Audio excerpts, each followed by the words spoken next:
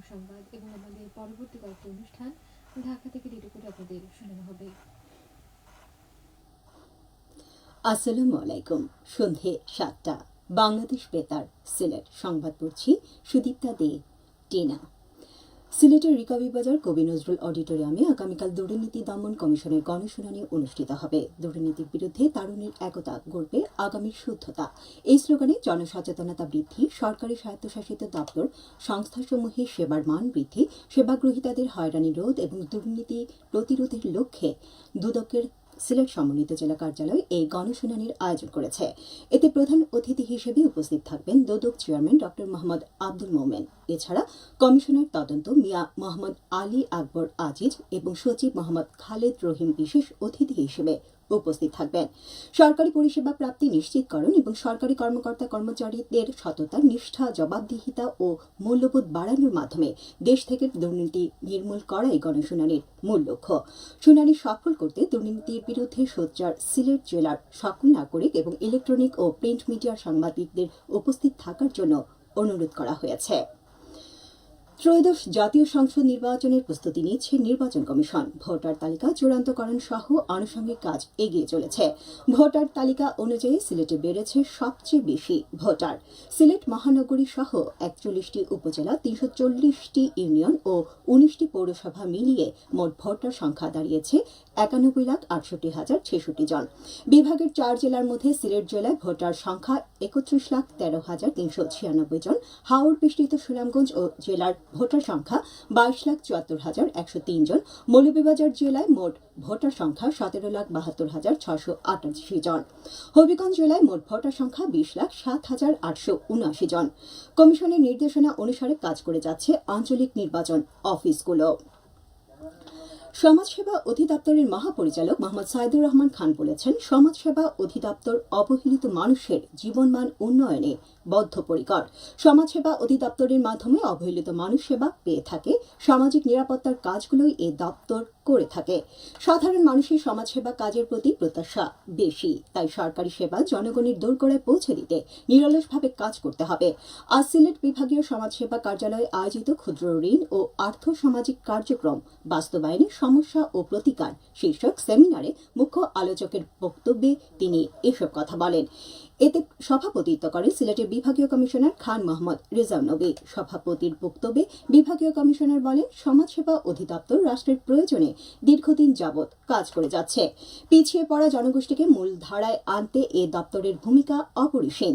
তিনি বলেন, শুধু সুন্দর ভবিষ্যতের স্বপ্ন দেখলে হবে না, এই স্বপ্ন পূরণে নিজ নিজ জায়গা থেকে কাজ করতে হবে।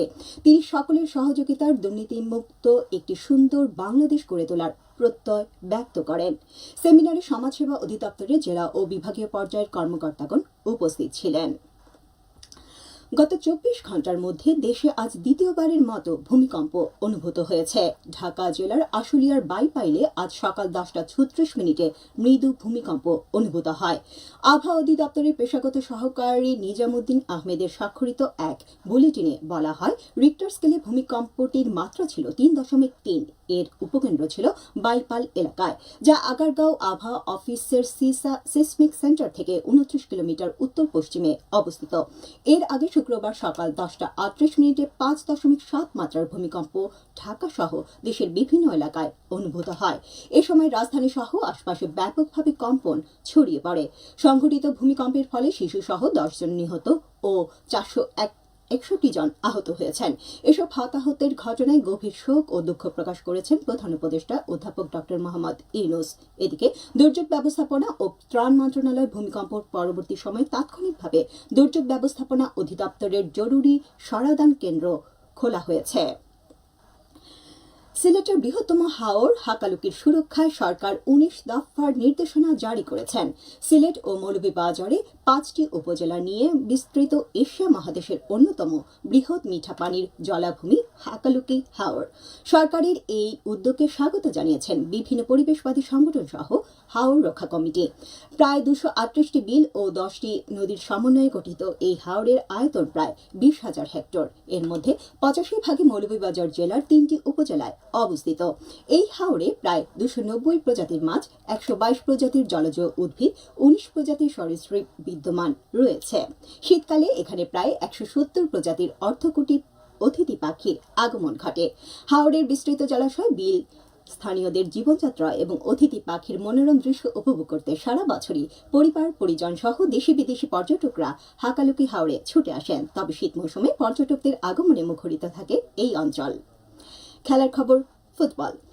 উপজেলায় সিলেট জেলা প্রশাসক গোল্ড কাপ আন্ত উপজেলা ফুটবল টুর্নামেন্ট 2025 চ্যাম্পিয়ন জৈন্তাপুর উপজেলা ফুটবল টিমকে সংবর্ধনা প্রদান করা হয়েছে জৈন্তাপুরে। আজ বিকেলে উপজেলা পরিষদ হলরুমে এই সংবর্ধনা অনুষ্ঠিত হয়। এতে অতিথি হিসেবে বক্তব্য রাখেন সিলেট গ্যাসফিল্ড লিমিটেডের ব্যবস্থাপনা পরিচালক আব্দুল জলিল প্রামাণিক। চলতি বছর জেলা প্রশাসক গোল্ড কাপ আন্ত উপজেলা ফুটবল টুর্নামেন্টে ফাইনালে বিজয়ী হওয়ার গৌরব অর্জন করে জৈন্তাপুর উপজেলা। সবশেষে আবহাওয়া। রাত 1টা পর্যন্ত পূর্বাভাসে বলা হয়েছে সিলেট সহ পার্শ্ববর্তী এলাকায় আজ কোনো সতর্কবাণী নেই এবং কোনো সংকেত দেখাতে হবে না। আজ সিলেটে সর্বোচ্চ তাপমাত্রা ছিল 29.3 ডিগ্রি এবং সর্বনিম্ন 17 ডিগ্রি সেলসিয়াস। বাতাসের আর্দ্রতা ছিল সকালে 80% এবং সন্ধ্যায় 71%। আগামীকাল সিলেটে সূর্যোদয় হবে 6টা 15 মিনিটে এবং অস্ত যাবে 5টা 3 মিনিটে। সংবাদ শেষ হলো। আমাদের পরবর্তী স্থানীয় সংবাদ প্রচারিত হবে আগামীকাল সকাল 8টা 10 মিনিটে। তোমার কাশি কমেছে?